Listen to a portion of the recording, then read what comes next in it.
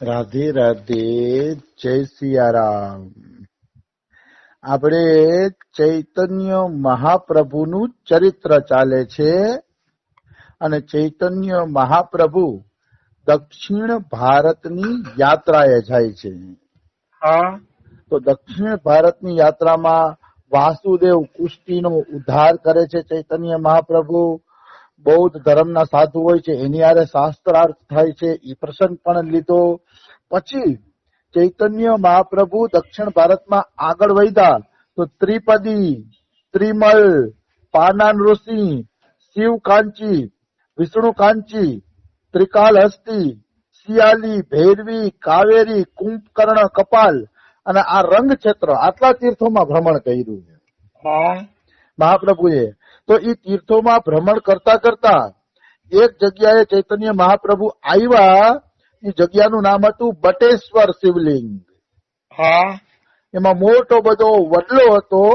એ વડલાને અક્ષય વડલો કહેવામાં આવે છે. તો એ અક્ષય વડલો નામનું ગામ હતું. એમાં બટેશ્વર શિવલિંગ ના દર્શન હતા. અને ચૈતન્ય મહાપ્રભુ એ શિવજીના મંદિરમાં દર્શન કરવા જાય છે અને નૃત્ય કરે છે ને 7 દિવસ સુધી ત્યાં રોકાય છે. 7 દિવસ ખૂબ જ સુંદર નૃત્ય કરે છે. ખૂબ જ સુંદર અહીંયા કથા ચાલે છે અને નૃત્ય અને કથામાં 7 દિવસ ચૈતન્ય મહાપ્રભુ મસ્ત રહે છે. તો આખા ગામમાં સમાચાર ફેલાઈ ગયા કે એક સુંદર સંન્યાસી આવ્યા છે અને શું ભગવાનનું નામ કરે છે. એના મુખમાંથી ભગવાનનું નામ નીકળે છે તો લોકો પ્રેમમાં પાગલ થઈ જાય છે. એવું એના દિવ્ય એના મોઢામાંથી નામ નીકળે છે. એટલે બધા ગામના તો દર્શન કરવા આવતા હતા, પણ ગામ અહીંયા ઉકરડો હોય ને, જ્યાં ગામ છે ત્યાં ઉકરડો છે જ. એવી રીતે ગામમાં હારા માણસો હતા તો એક ખરાબ માણસ પણ હતો. એ ખરાબ માણસનું નામ હતું તીર્થરામ. નામ તો સારું હતું, તીર્થ અને રામ. તીર્થરામ નામ તીર્થરામ હતું, પણ ગુણ એનામાં તીર્થો જેવાય નહોતા, રામ જેવાય નહોતા. એવો એ વ્યક્તિ હતો. તો આ તીર્થરામ ખૂબ જ ધનવાન હતો, પૈસે ટકે સુખી હતો અને પાછો યુવાન હતો. યુવાનીના નશામાં ચૂર હતો. એટલે એ તીર્થરામ છે ને, એ તીર્થરામે 2 વેશ્યાઓને રાખેલી હતી. એ વેશ્યાઓનું નામ હતું સત્યાબાઈ અને લક્ષ્મીબાઈ. તો સત્યાબાઈ અને લક્ષ્મીબાઈ અને તીર્થરામ એકવાર ત્યાંથી નીકળ્યા ને તો ચૈતન્ય મહાપ્રભુ શિવ મંદિરમાં બેઠા બેઠા માળા કરતા હતા. કૃષ્ણ કૃષ્ણ કૃષ્ણ કૃષ્ણ કૃષ્ણ કૃષ્ણ રક્ષા મામ અને રામ રાઘવ પાહી મામ, એવો કઈક મંત્રનો જપ કરતા હોય છે. કીર્તન. આનો અર્થ એ થયો કે મહાપ્રભુ પણ માળા કરતા. કોઈ માને ચાહે ન માને, પણ એના હાથમાં માળા. છેલ્લા 12 વર્ષની વિરહ અવસ્થામાં રહ્યા ત્યારે કદાચ એને માળા લેવાનો સમય નહીં મળ્યો હોય, પણ આમ ચૈતન્ય મહાપ્રભુ માળા કરતા. આવી વાત છે. તો શ્રી ચૈતન્ય મહાપ્રભુ માળા કરતા હોય છે. તો આ તીર્થરામ કે જુઓ, ઓલા ભક્તોને કહે તમે આ સંન્યાસી પાછળ પાગલ બન્યા ને, જો કે આ સાધુની હું કપટની કડી ખોલી નાખું, કે આ કપટી સાધુ છે, કે હમણાં એનું કપટ ખોલી નાખું. પછી ધની તીર્થરામે ઓલી 2 વેશ્યાને બોલાવી, સત્યાબાઈ ને લક્ષ્મીબાઈ, અને કીધું તમે જાઓ અને આને ફસાવો. એ કે ફસાવો એટલે ગામવાળાને ખબર પડે કે આ ખોટો સાધુ છે. તો તીર્થરામ કે વેશ્યાઓને કે છે કે પરીક્ષા લઈએ કે ન લઈએ.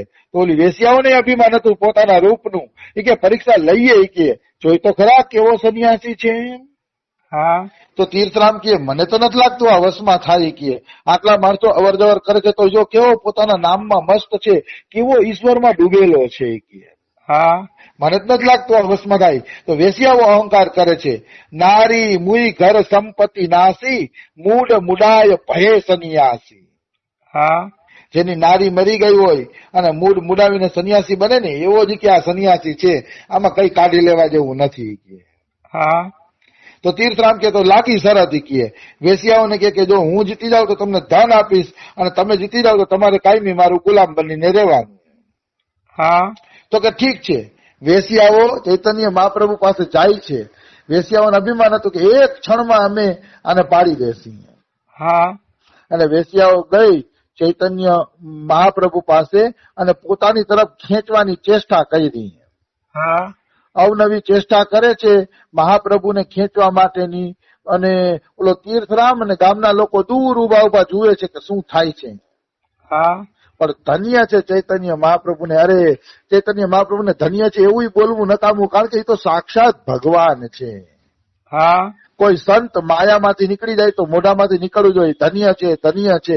મહાપ્રભુ માટે તો ધન્ય શબ્દ ઓછો પડે, કારણ કે તો ભગવાન છે ને ભગવાનને કોણ વશમાં કરી શકે. હા. કોઈ જો સાધુ સંતોના પતન થયા છે ને એવું શાસ્ત્રમાં વર્ણન આવે છે, પણ ચૈતન્ય મહાપ્રભુ કે વલ્ભાચાર્ય કે આચાર્યના પતન છે એવું શાસ્ત્રમાં ક્યાંય નથી આવતું. બિલકુલ. કારણ કે આચાર્યો સાક્ષાત ભગવાન છે અને એવું જીવન જીવીને ગયા છે કે જે જીવન જોઈને બીજાને પ્રેરણા મળે, પછી એનું ક્યાંથી પતન થાય. હા. એટલે આચાર્યોના પતન થતા શાસ્ત્રોમાં મેં ક્યાંય વાંચ્યા નથી. આવી વસ્તુ છે.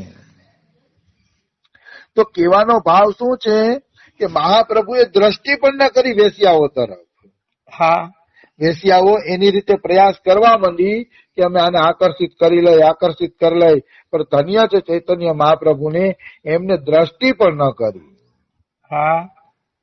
પછી તો ધીરે ધીરે ધીરે વેશ્યાઓના ભાવમાં પરિવર્તન આવ્યું. એને શરમ આવવા માંડી. કહો આવા મોટા સંન્યાસીને અમે ફસાવવા માટે નીકળી છીએ. હૃદય બળવા માંડ્યું વેશ્યાઓનું.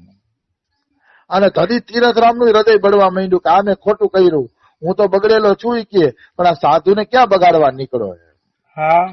એટલે ધની તીર્થરામ દોડીને આવે છે. આવી અને ચૈતન્ય મહાપ્રભુના ચરણોમાં પડી જાય છે. હા. દંડવત પ્રણામ કરે છે ચૈતન્ય મહાપ્રભુને. અને એમ કહે છે કે પ્રભુ હું નરકનો જીવ છું કે, ભજન તો નથી કરતો પણ તમારા જેવાને પાડવાની કોશિશ કરું છું. હું નરકનો જીવ છું કે, મારો ઉદ્ધાર કરો કે. હા. તો ચૈતન્ય મહાપ્રભુ એને ભેટી પડ્યા, કારણ કે મહાપુરુષ માટે કોઈ વ્યક્તિ પાપી નથી. મહાપુરુષ માટે કોઈ પાપી છે જ નહીં. એને તો બધામાં પ્રભુ દેખાય છે કે આમાંય મારો ભગવાન છે, આમાંય મારો ભગવાન છે, બધાની અંદર મારો ભગવાન છે. એના માટે થોડું આપણી દ્રષ્ટિમાં છે કે આ પાપી છે, આ પુણ્યશાળી છે, આ ગુજરાતથી આવેલા છે, આ ધામમાં રહે છે, આ ભજન કરે છે, આ ભજન નથી કરતો, આ બધી આપણી દ્રષ્ટિની વાતો છે. બધું માયા છે. વાસ્તવમાં તો પ્રત્યેક પ્રાણીમાં ઈશ્વર રહેલા છે અને આપણે એને વંદન કરવા જોઈએ. આ જ અસલી વસ્તુ છે. આ જ અસલી વસ્તુ છે, બીજી કોઈ અસલી વસ્તુ નથી. આવી વાત છે. તો કહેવાનો ભાવ શું છે? કહેવાનો ભાવ એ છે કે ચૈતન્ય મહાપ્રભુને ધની તીર્થરામમાં અપવિત્રતા ન કર. બે વેશ્યાને રાખીને બેઠો હોય એમાં કોણ પવિત્ર ભાવ કરવાનો છે? હા. પણ મહાપ્રભુએ તો એમાંય પવિત્ર ભાવ કર્યો અને કહે છે કોણ કે છે તું પાપી છો, કોણ કે છે તું પાખંડી છો કે, તું તો ભક્ત છો, કારણ કે તારા મનમાં સાચો પશ્ચાતાપ આવી ગયો કે. હા. જેના મનમાં સાચો પશ્ચાતાપ આવી જાય ને, માની લ્યો ભગત બની ગયો, એના ઉપર તો ઈશ્વરની મોટી કૃપા છે. હા. જેના ઉપર ઈશ્વરની મોટી કૃપા હોય ને એને જ સાચો પશ્ચાતાપ થાય. હા.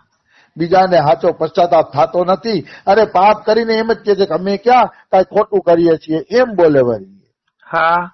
તો એ ઠીક વાત લાગતી નથી. એમ સાચો પશ્ચાતાપ જયારે મનુષ્ય કરે છે ત્યારે નિશ્ચિત રૂપે ભગવાનની કૃપા છે એમ માનવું જોઈએ. જોગાઈ મધાઈને પોતાના પાપ માટે આવો પશ્ચાતાપ થયો તો જોગાઈ મધાઈ ખૂબ રડ્યા પછી તો, અને એ રડવાના આંસુડામાં જ એના બધા પ્રકારના પાપ ધોવાઈ ગયા. તો ઓલો પશ્ચાતાપ કરે છે. ચૈતન્ય મહાપ્રભુ એને શરણમાં લે છે, ભેટે છે અને એને છે ને ભગવાનના ભક્ત બનાવી દે છે. હા. એના બધા પાપ ધોવાઈ જાય છે અને ધની તીર્થરામ છે એ પવિત્ર ભક્ત બની જાય છે. હા. પછી તો એ હરે કૃષ્ણ કૃષ્ણ કૃષ્ણ હરે હરે, હરે રામ રામ રામ હરે હરે એમ કહી અને ભજન કરવા માંડ્યા. હા. ભજન કરવા માંડે છે. કહેવાનો ભાવ શું છે કે ભગવાનનું ભજન એને લાગી ગયું, મહાપ્રભુના દર્શન થાય પછી શું બાકી રહીએ, એટલે ભગવાનનું ભજન લાગી ગયું. અને ઓલી વેશ્યાઓ હતી ને એને એમ થઈ ગયું કે હવે આપણે ઈશ્વર ભજન કરી લેવું જોઈએ, અને એને પણ ઈશ્વર ભજન કરવાનું ચાલુ કરી દીધું. આમ વેશ્યાઓનો, ધની તીર્થરામનો, બધાયનો ઉદ્ધાર થઈ ગયો. એક ચૈતન્ય મહાપ્રભુના કારણે બધા લોકોનો ઉદ્ધાર થઈ જાય છે. સંતના પગલા પડે પછી ઉદ્ધારમાં શું શંકા રહીએ. સંત નરસિંહ મહેતા કહે છે, ભણે નરસૈયો તેનું દર્શન કરતા કુલ 71 તાર્યા રે. નરસિંહ મહેતા કહે છે કે 71 પેઢી તરી જાય છે જયારે કોઈ જીવ સંતના દર્શન કરે છે. નિશ્ચિત એમાં કોઈ એટલે કોઈ શંકા નથી, કોઈ સંશય જ નથી. 71 પેઢી તરી જાય. ઘણા લોકો મને કહેતા હોય અમારો ઉદ્ધાર થશે કે નહીં. મેં કીધું ભાઈ, સંતના દર્શન કરે એની 71 પેઢીનું નામ આવી જાય છે તો તે તો સંતના પ્રત્યક્ષ દર્શન કર્યા છે, તારું નામ તો આવી જ જાય ને. એમાં કોઈ શંકા નથી. જેને સંતોના દર્શન કર્યા છે નિશ્ચિત રૂપે એની પેઢીઓની પેઢીઓ તરી જાય છે, એમાં તો કિંચિત માત્ર સંશય નથી. આવી વસ્તુ છે. તો આ રીતે ચૈતન્ય મહાપ્રભુ બધાનો ઉદ્ધાર કરીને આગળ વધે છે. તો બટેશ્વર થી આગળ આવ્યા ને 10 કોસ આવ્યા, તો 10 કોસ આગળ આવ્યા ને ત્યાં જંગલ આવ્યું. એ જંગલના પશુ પક્ષી લતા પતા બધાને ચૈતન્ય મહાપ્રભુએ ભગવાન નામ સંભળાયું. લતા પતા પશુ પક્ષી જે કોઈ હતા એ બધાને શ્રી શ્રી ચૈતન્ય મહાપ્રભુ ભગવાન નામ સંભળાવે છે. કારણ કે મહાપ્રભુનો નિયમ હતો કે કોઈ માણસ નહીં મળે ને તો હું લતા પતાઓને પણ ભગવાન નામ સંભળાવીશ, પણ નામ ક્યારેય છોડીશ નહીં. આવો મહાપ્રભુનો ભગવાનના નામ પ્રત્યે પ્રેમ હતો. અમે કાલે વિસ્કોન મંદિર ગયા હતા વૃંદાવનમાં, 3 જગ્યાએ ધૂન હાલતી હતી. બારેય ધૂન હાલતી હતી. રસ્તા ઉપર પ્રભુપાદ સ્વામીનું મંદિર હતું એની અંદર ધૂન હાલતી હતી, અને મુખ્ય મંદિર જતું. અમે કીધું વાહ, આ ધની જ છે આ લોકો, બીજું કઈ કરે.